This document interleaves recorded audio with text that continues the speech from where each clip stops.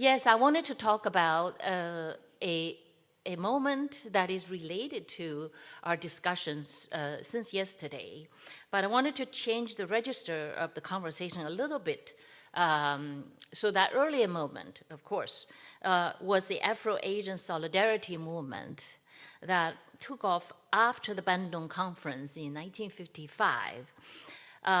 This solidarity movement was rooted in the pain or suffering of those peoples who had been pushed to the margins of the world economic and political order, exploited by colonialism. That is why a writer from Ghana named Sutherland was so moved by the occasion in Tashkent 3 years after the Bandung Conference, when Afro-Asian writers first held their meeting from about 36 countries, really the first such meeting of Afro-Asian writers. And she was so moved, and she proclaimed that Afro-Asian solidarity was, quote, a step towards the reunification of the disrupted soul of mankind, end of quote.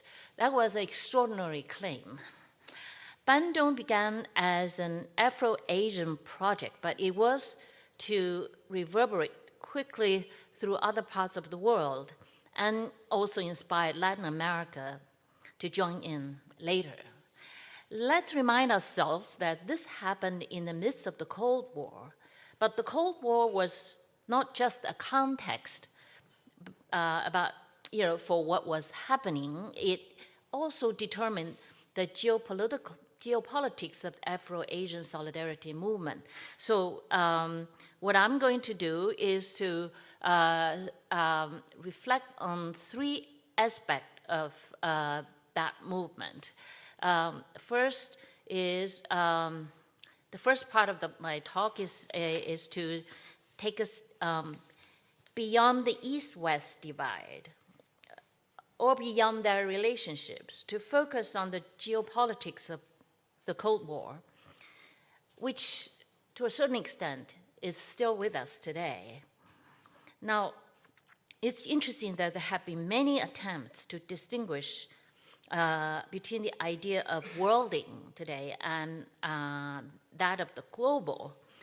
And I suggest we pause a little while and reflect on what is really at stake in these discussions. And as far as I can tell, what is truly at stake is the staging of geopolitical struggles over the concept of the universal, where the political always asserts itself as the arbitrator of local or regional particularities. The Cold War happened to be one of the most spectacular geopolitical theaters for such struggle. That's the first part of my talk. And in the second part, I'm going to focus on Afro-Asian solidarity in the arts and literature after the Bandung Conference. I'll look at the role that Afro-Asian art and literature played in articulating the terms of the universal after the Tashkent Conference in 1958. And finally, the third part, I'm going to give a quick historical account of what I call the great translation movement of the 20th century amongst Afro-Asian societies. And I will demonstrate how a remarkable vision of world peace emerged in the Cold War, and how that vision inspired Afro-Asian writers to mount their worldwide translation movement, whose impact lasts to this day in some other guise, as I will show below.